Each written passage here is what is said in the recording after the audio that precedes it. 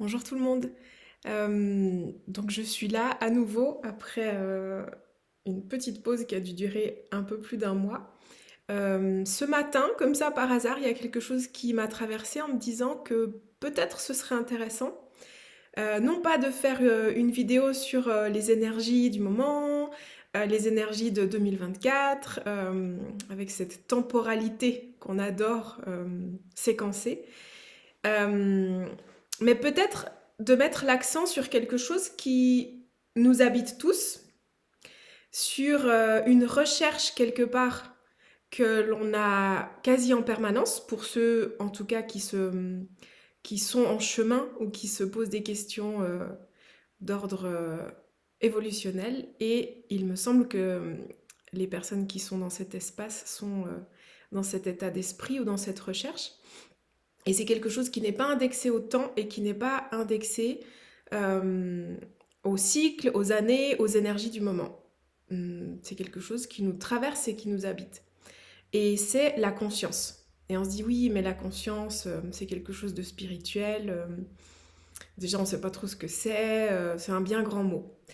Et en fin de compte, si je devais synthétiser ça, euh, j'ai envie de dire que toutes les ignorances, on va dire, de ce monde, ou tout ce que l'on dénonce, tout ce qui nous touche, tout ce qu'on a envie de changer, tout ce dans quoi on a envie d'être utile pour changer les injustices, ce qui fait, comment dire, vibrer nos valeurs, euh, tout ce qui pourrait faire que ce monde serait meilleur, entre guillemets, c'est bien souvent un manque de conscience. Euh, Parce que quelque part, lorsqu'il y a inconscience, il y a ignorance. Donc il y a manque de, on va dire, authenticité, de simplicité, peut-être, de vérité, sans indexer tout ça sur des principes religieux, bien entendu. Donc, si vraiment on décortique des problématiques actuelles dans le monde ou dans dans notre intérieur, et ben on arrive en bout de course au fait qu'il n'y a pas assez de conscience, ou en tout cas pas au bon endroit. Ce qui fait que quelque chose qui se manifeste dans le monde euh, est déséquilibré et dans sa source première. Après, c'est comment est-ce que l'on fait, quelque part, si je me perds pas, pour insuffler de la conscience dans notre quotidien. Parce que on passe notre vie à chercher des tips, des exercices, des pratiques, des quelque chose, des accompagnements, des stages, des formations pour soit aller mieux, soit se changer, soit être différent, soit souffrir moins dans tous les cas. Et dans tous les cas, ce qui arrive souvent, c'est qu'on revient d'une séance, d'une formation, de une méditation, de quelque chose, d'une pratique. Par exemple, si on prend la pratique du Vipassana, on passe une semaine dans un centre en silence à méditer, et donc on appelle ça une pratique de Vipassana parce qu'elle a une certaine approche. Et ensuite, on revient dans notre quotidien, mais est-ce qu'on l'applique dans notre quotidien? Parce que souvent, ce qui arrive, c'est que, ou en tout cas ce que j'entends, c'est que il se passe un certain temps, les effets ou les bienfaits perdurent, et à un moment donné, c'est comme une batterie, il n'y a plus. Et donc on se dit, oh là là, qu'est-ce que je vais faire une ou deux séances chez telle et telle personne, ça me fait du bien. Entre-temps, on ne fait pas grand-chose, on ne maintient pas cette énergie ou cet renouvellement de batterie, cette petite injection de conscience à laquelle on a eu accès, on ne la maintient pas, on oublie parce qu'on se dit que ça suffit, ça nous galvanise. Et ensuite, on se dit, tiens, qu'est-ce que je me ferais bien à nouveau, une formation, un stage, etc. Et moi, ce que j'ai envie de poser aujourd'hui, c'est comment, enfin, ces pratiques existent, mais comment est-ce que on peut les pratiquer au quotidien? Parce que bien sûr, elles existent dans un espace donné et un contexte, souvent pour des méditants, pour des pratiquants spirituels, comme des pratiques initiatiques, c'est des pratiques qui existent depuis des millénaires dans un certain contexte, mais hum, ça ne signifie pas que c'est simplement dédié à des moines ou à des pratiquants dans des ashrams qui ne font que ça toute la journée. Parce que on se trompe bien souvent en pensant qu'ils ne font que ça. Or, leur vie quotidienne n'est pas que de méditer. Beaucoup, effectivement, mais ils ne font pas que ça, parce qu'ils travaillent dans leur centre, ils contribuent à la vie quotidienne, à différents stades, à différents grades, mais ils le font. Et notre vie est en elle-même une pratique initiatique. Donc, le vipassana n'a pas besoin d'exister, par exemple cette méditation-là, n'existe pas uniquement dans un centre, dans un temps donné, pendant une semaine, cadré de cette manière. Ça peut. Par contre, on peut se mettre dans le même état au quotidien. Et donc, euh, je vais simplement comme poser euh,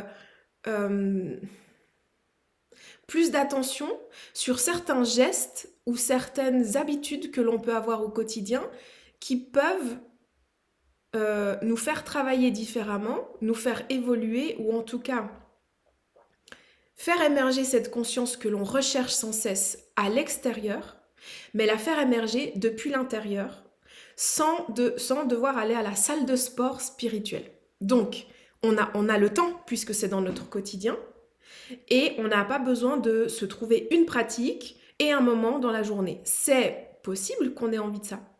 Mais si on n'a pas le temps, si on n'a pas envie, on n'a pas d'excuse en fait. Parce que dans notre quotidien, la vie est composée de différentes actions ou non-actions. Pourtant, tout est méditation. Absolument tout. C'est simplement que déjà pour commencer, nous sommes partis du principe qu'il y a état de méditation et hors état de méditation. Et que bien souvent, la méditation ou un état de calme, de silence, de bien-être ou autre que cela n'existe que lorsqu'on ferme les yeux, on se pose en lotus, on fait du yoga pendant 1 heure, 30 minutes, et ensuite on atteint cet état. Sauf que si on ramène ces pratiques-là dans notre quotidien et on les insuffle, à un moment donné, notre quotidien est cet état-là. Parce qu'on ne fait pas de division, on ne fait pas de séparation. Il n'y a pas à faire de séparation à partir du moment où on se rend compte que ce que l'on recherche, c'est de la présence, c'est de la conscience, c'est un état qui contient tout. Cet état contient la paix, contient l'amour, contient le calme, contient nos insincérités, nos sincérités, contient absolument tout. C'est un espace qui contient tout, mais qui a été vu, et qui est vu encore et encore, petit à petit, par notre regard, parce qu'on va le voir, parce qu'on tourne notre regard vers l'intérieur, et plus vers ce qui doit changer à l'extérieur, ou vers ce qui doit changer en nous, parce que ce qui est à l'extérieur nous embête. Donc l'approche change en elle-même. C'est-à-dire que notre spot de lumière, on le tourne à l'intérieur, et on en fait un chemin d'investigation intérieure. De là, le fait que bien souvent on se dise que pour changer le monde, il y a besoin de se changer soi-même. Parce que nous sommes une particule, nous sommes une cellule de cet être géant qui est la planète, l'univers, la conscience, peu importe jusqu'où est-ce qu'on a envie d'aller. Nous sommes une particule et une cellule. Donc, lorsqu'on tombe malade, si on ne régénère pas chacune de nos petites cellules, en bout de course, il ne se passe pas grand-chose, ou en tout cas, il s'agit d'une guérison partielle. Et là, c'est la même chose.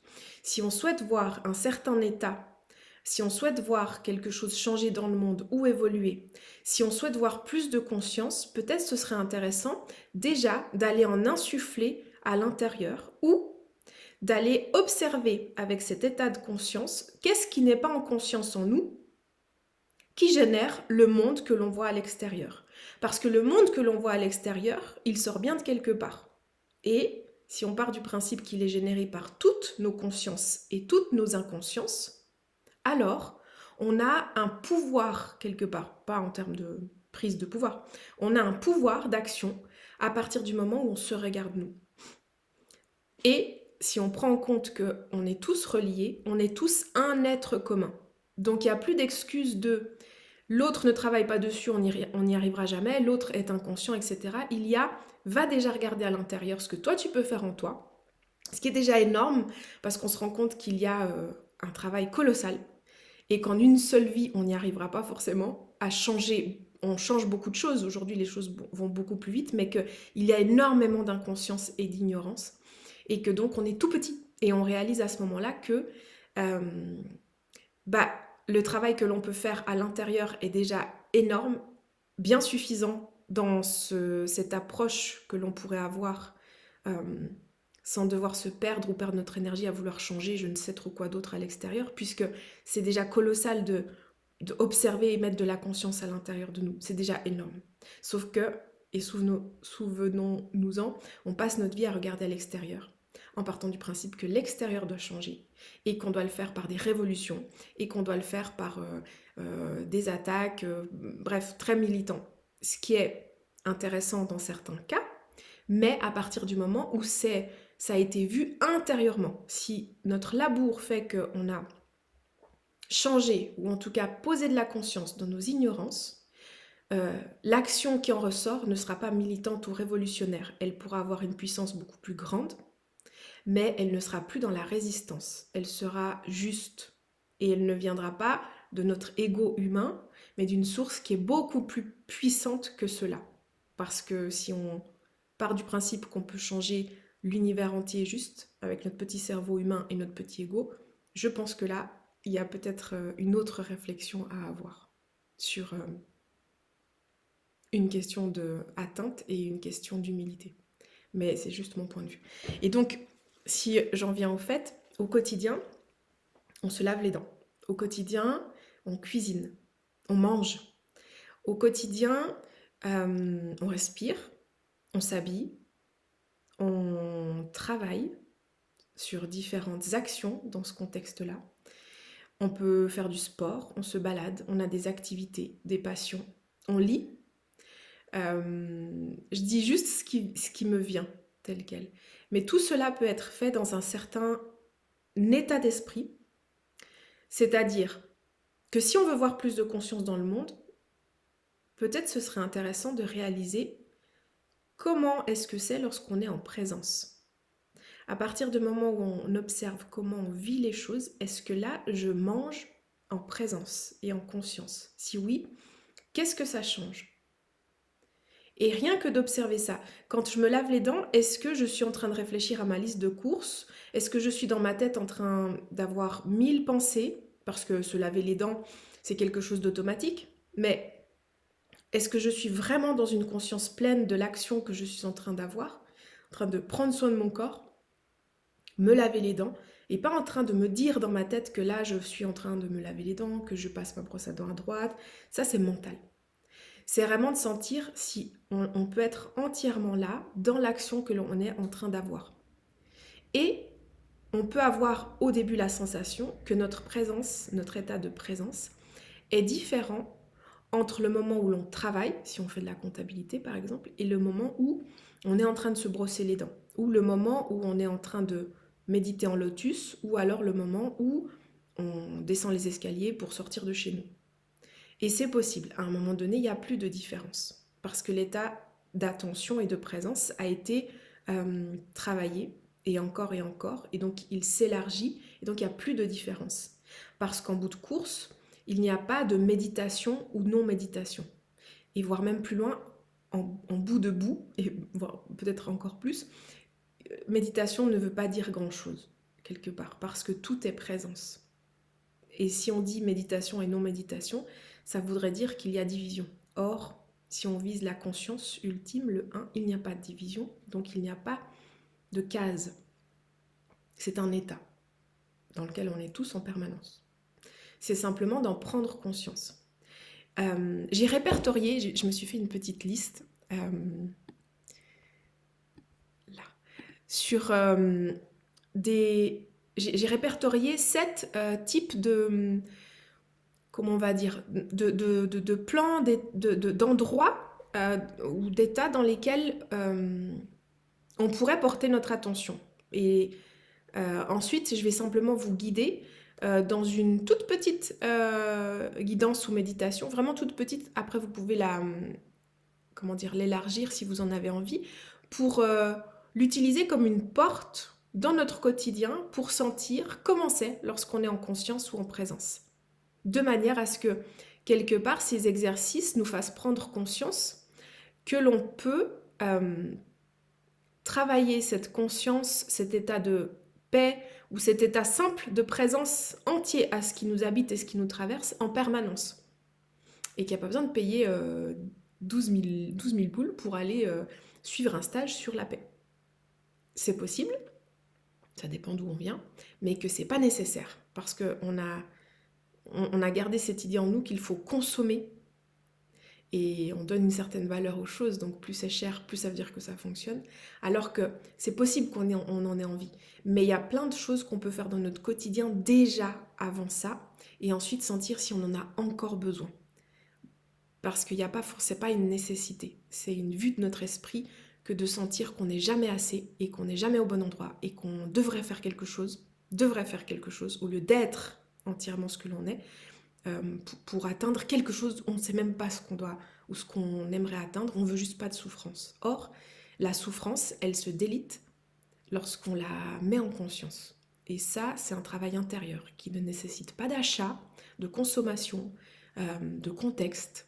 C'est quelque chose que l'on porte en nous. C'est comme un cadeau que l'on va ouvrir, on ne se demande pas quoi, comment, est-ce qu'on doit aller acheter des ciseaux pour déchirer le papier d'emballage, est-ce qu'il faut acheter un cutter ensuite pour enlever le scotch, est-ce qu'il faut un manuel pour comprendre déjà qu'est-ce qui est dans la boîte. Ah, c'est des Lego. Ah non, mais attends, il faut que je m'achète un manuel très cher pour vraiment être sûr que j'arrive à reconnaître l'engin qui est à l'intérieur. Et en fait, on fonctionne comme ça avec notre intériorité.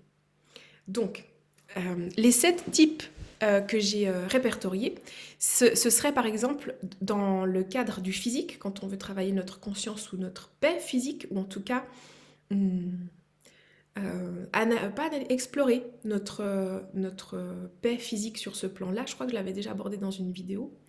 C'est de sentir, par exemple, de choisir une journée où on va se focaliser uniquement sur notre physique, notre état physique, qui change beaucoup.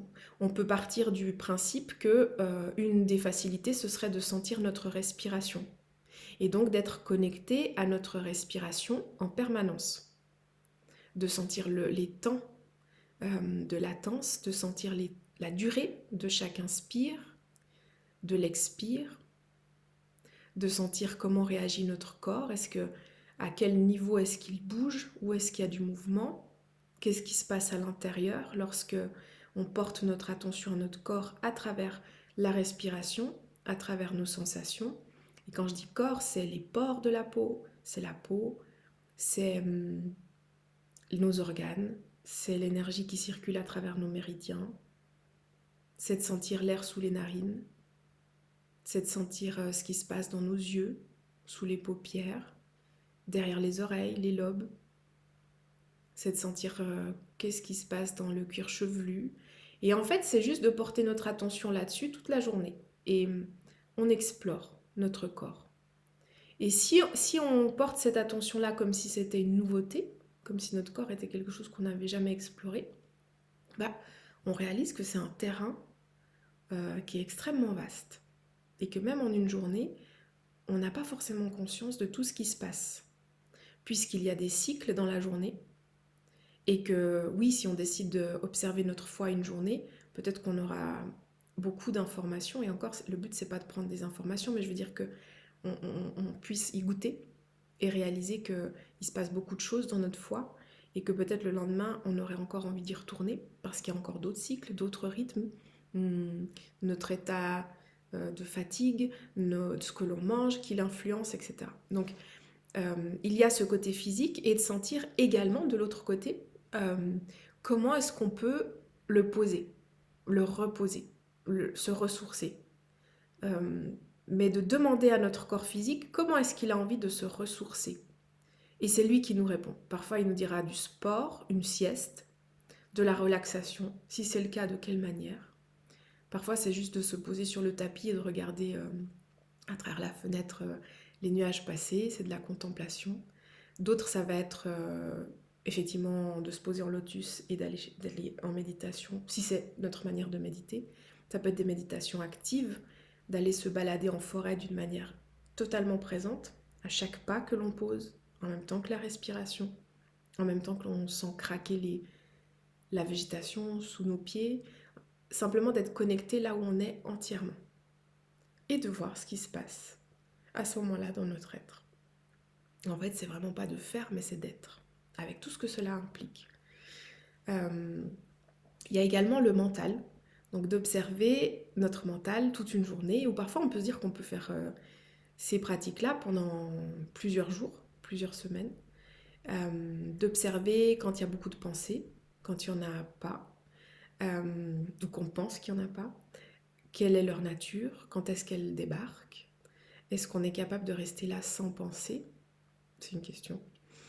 Qu'est-ce qui les influence? Qu'est-ce qui se passe lorsqu'on les observe? Qu'est-ce qui se passe lorsque on travaille à proprement dit dessus et qu'on se dit tiens là je vais comme rejeter les pensées, les empêcher de venir? Est-ce qu'elles sont insistantes ou l'inverse? Je les laisse toutes venir. Qu'est-ce qui arrive et quel est l'impact sur notre état? Comment ressourcer ce mental? Est-ce que c'est dans le silence, le calme? Est-ce que c'est en méditation à nouveau? Est-ce que c'est hum, en écoutant de la musique? Peut-être qu'il y a plein d'autres idées, mais c'est de sentir qu'est-ce qui peut le ressourcer ou le reposer. Euh, le troisième type, c'était l'émotionnel. Pareil, est-ce qu'on a besoin de parler, d'écrire ce qui se passe dans notre émotionnel, de parler à un ami, de faire de la thérapie, enfin du moins avoir accès à de la thérapie. Mais c'est vraiment de se brancher sur l'émotionnel, de sentir qu'est-ce qui traverse, qu'est-ce qui est là, qu'est-ce qui bloque, qu'est-ce qui a envie d'être dit de l'intérieur. Parfois il y a des émotions qui veulent nous dire des choses. Comment on les écoute? Est-ce qu'elles engendrent des actions par la suite? Aller parler à quelqu'un, exprimer quelque chose. C'est tout un monde en fait l'émotionnel où on pourrait passer vraiment beaucoup de temps sans forcément qu'on crée un cycle comment dire, qui tourne en circuit fermé, mais on les écoute pas en fait nos émotions. Et est-ce que c'est possible de les laisser traverser sans se dire que c'est désagréable, sans se dire que je dois faire quelque chose pour plus être en colère, euh, sans se dire que c'est pas cool d'être triste aujourd'hui, c'est pas normal, je devrais faire autre chose. Bon, je vais plus l'écouter, je vais me mettre à faire quelque chose de mental, comme ça on a l'impression qu'en fait ça n'existe plus. Bon, on a enterré des émotions vivantes, super. Euh, et ensuite on payera de la thérapie pour aller les déraciner. Socialement, donc il y a le physique, il y a le mental, il y a l'émotionnel, il y a le social. Euh, nos interactions avec les autres qui en disent long sur nos interactions avec nous-mêmes. Comment est-ce qu'on peut équilibrer ou s'équilibrer, s'aligner en passant du temps seul avec soi-même, qui peut inclure tous les autres types, mais ça peut aussi juste être là avec soi, avec ce qui est là, ce qui a envie d'être là. Il y a des gens qui ont beaucoup de peine à manger seul, par exemple. Il y en a d'autres, c'est un kiff. Comment équilibrer ce temps entre les moments qu'on passe seul, avec ce que l'on en fait ou ce que l'on est, et ce que l'on partage avec d'autres. Parce qu'il y a également un type de personne qui a vraiment besoin d'être tout le temps avec d'autres personnes, socialement très actif. Donc pas beaucoup de relations à soi-même. Ça en dit long également sur ce qui nous habite. Et dans tout ça, on peut insuffler de la créativité, parce que la créativité, elle est partout.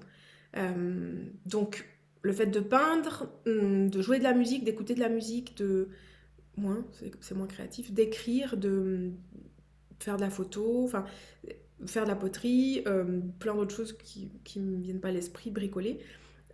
Mais on peut exprimer des émotions, on peut passer du temps seul avec soi et nourrir notre relation avec soi-même en étant créatif, pas uniquement en méditation. Moi j'avais noté le côté spirituel parce que je pars du principe que ça peut être intéressant de le nourrir sans en faire une coche à nouveau, sans en faire une case, mais c'est simplement comment est-ce qu'on, si on a envie de ça, comment est-ce qu'on se nourrit? Parfois c'est en lisant des livres de maîtres ou dans ce domaine-là qui nous nourrissent spirituellement. Euh, ce qui n'est pas une obligation, mais quelque part, il y a peut-être aussi des réponses en termes de conscience et de présence que l'on se pose qui peuvent obtenir des pistes de réflexion ou simplement plus de conscience. en lisant quelque chose, poum, il y a quelque chose qui s'ouvre à l'intérieur, parce que la conscience, l'énergie que portait le livre, euh, est arrivée à nous comme un soin, quelque part. Sauf que ça se fait à travers un livre, parce que les livres portent l'énergie euh, qui a bien voulu être canalisée, on va dire. Et sensoriellement, parce que ça nous reconnecte également à tous nos sens et à cette présence. La présence, souvent, on la contacte à travers nos sens. Bah, c'est de sentir nos sens les uns après les autres ou tous en même temps. Notre être, comment est-ce qu'il vibre, dans quel état est-ce qu'il a besoin de silence, est-ce qu'il a besoin d'éteindre certains appareils parce que ça le perturbe. Euh, c'est simplement de sentir sensoriellement comment est-ce que l'on peut être plus à l'écoute dans cette manière d'être. Parce que parfois on ne se rend pas compte, mais plus on affine et plus on réalise qu'il y a plein de choses qui ont une influence sur nous. Tous ces appareils qui nous entourent, voire clairement au-delà, hein, il n'y a pas que les lignes à haute tension, mais il y a tout ce qui nous entoure dans les maisons, les appartements tout autour de nous, les trains, tout ce qui est électromagnétique, tout ce qui est, enfin, absolument tout ce qui nous entoure nous influence. Et, euh, et donc, parfois, de faire un sevrage euh, nous permet de réaliser à quel point beaucoup de nos maux ou beaucoup de nos perturbations sont liées à, de nos sens sont liées à ce qui nous entoure, ce qui nous influence électroniquement. La nourriture également. Il y a des gens qui sont venus me voir et j'ai réalisé cette année, beaucoup plus que d'autres, que euh, il y a des gens qui sont très conscients de la nourriture et de leur hygiène alimentaire, d'autres plus ou moins. Mais il y avait certaines choses qui étaient automatiquement liées à l'émotionnel, à quelque chose qui ne va pas, un schéma. Il faut aller regarder dans mon enfance. Et en fait, quand on regarde simplement, déjà, comment est-ce qu'on le mange, dans quel état, est-ce qu'on mange devant un écran, est-ce qu'on est capable de manger juste en mangeant, connecté à notre nourriture, dans un état où on ne fait que manger. Parce que je veux dire, quand on fait du sport, on ne s'imagine pas écouter de la musique, regarder la télé, lire un livre et je ne sais trop quoi en même temps. On est là entièrement. Et manger, c'est pareil. Manger en conscience. Et c'est pas quelque chose de tiré par les cheveux, hein, c'est vraiment juste de manger en conscience. Moi, je me souviens de mes grands-parents et mes arrière-grands-parents qui le faisaient et personne ne se posait la question de pourquoi on parlait pas tout le temps à table ou si c'était bien ou mal de regarder la nourriture et de vraiment le faire en conscience. Pour eux, c'était parfaitement logique en fait, de pas gigoter dans tous les sens, voilà, pendant qu'on mangeait. Euh, et voilà, là où je voulais en venir, c'est qu'il y a beaucoup de personnes qui sont influencées par certaines choses qu'elles pensent anodines parce que j'ai toujours supporté le lait, le pain c'est ok. Il y a plein de choses qu'on supporte depuis toujours et donc c'est ok et la question se pose pas. Et tout d'un coup, si on se dit tiens, on enlève telle chose pendant un certain temps et telle autre chose de notre alimentation, tout d'un coup ça va mieux. Parce que c'est des états physiques qui influencent ensuite l'émotionnel.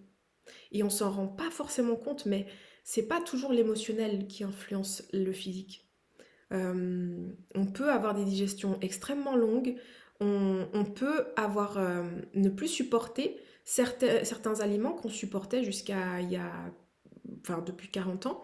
Et c'est des cycles en fait. Et dans 2 ans, peut-être qu'on les supportera à nouveau. C'est juste que notre corps n'est pas une machine et on oublie que c'est important d'être conscient de ce que l'on met dans notre corps. Parce que notre corps évolue, change, ses besoins aussi.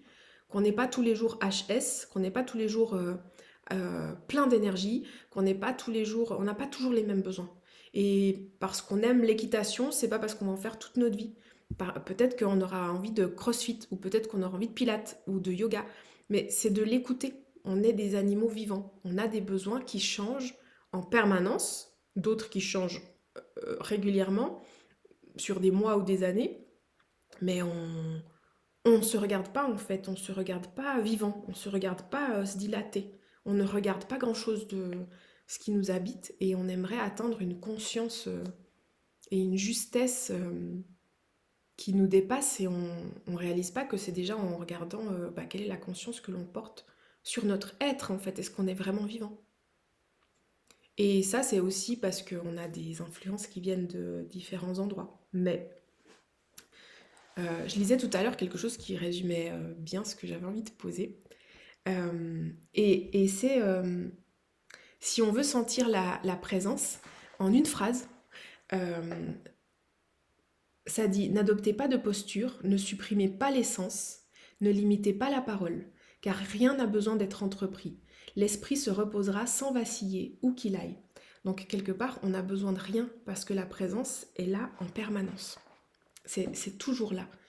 Il n'y a pas de ça je dois enlever, ça je dois atteindre. C'est de sentir comment c'est quand on est dans notre présence. Et à partir de là, on la goûte tout le temps, en permanence. Et ce n'est pas un état qui est linéaire, c'est simplement que la présence porte, la présence est là, on est présence, mais que les actions ou les choses que l'on vit ont une énergie qui est différente. Ça ne veut pas dire qu'on n'est pas en conscience.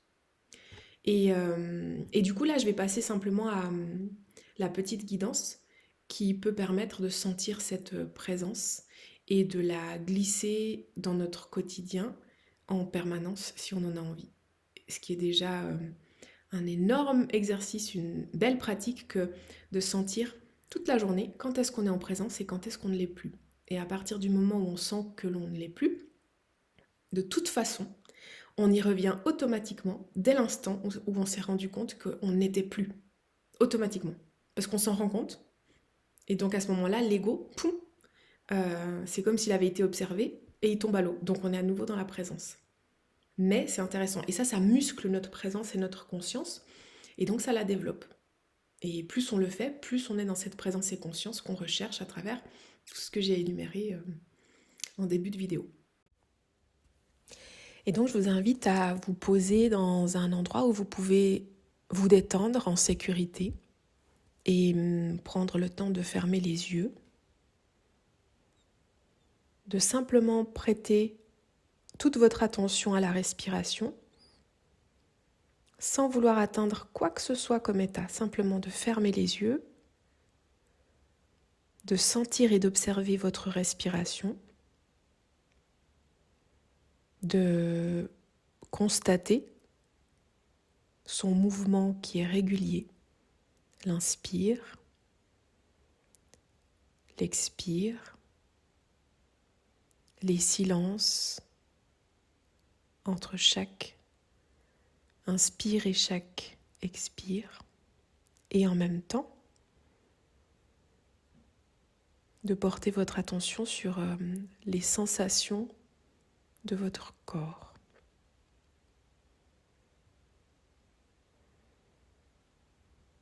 En prenant tout votre temps, sans forcément les répertorier, les sentir. De prêter attention à l'espace conscient dans lequel apparaissent ce mouvement de la respiration et toutes les sensations en même temps. C'est un espace, le sentir.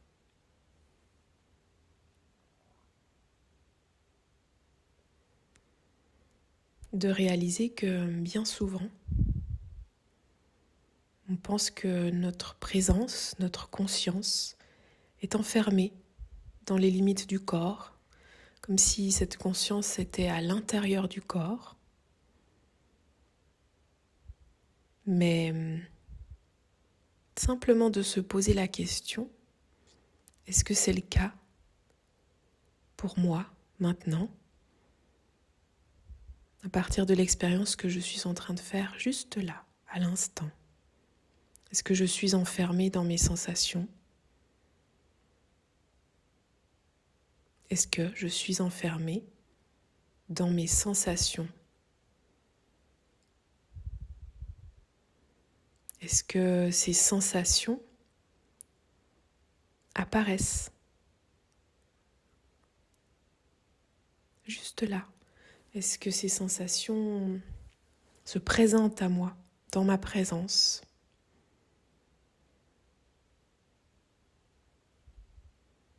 Quelle est la taille de cette présence? Est-ce qu'elle a des limites? vers le haut? Est-ce qu'il y a un intérieur et un extérieur, peut-être? Est-ce qu'il y a des limites en bas, devant, derrière? Simplement de vous laisser aller à explorer.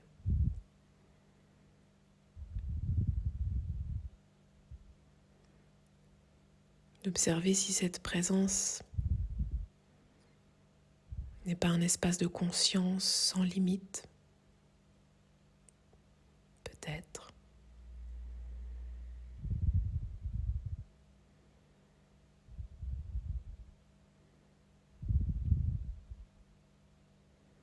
De sentir si cet espace que vous êtes est éveillé.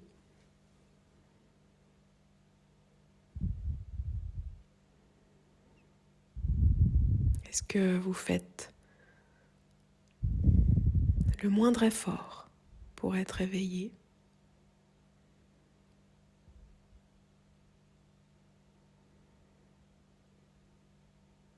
Est-ce que vous faites le moindre effort pour être cet espace sans limite, sans forme?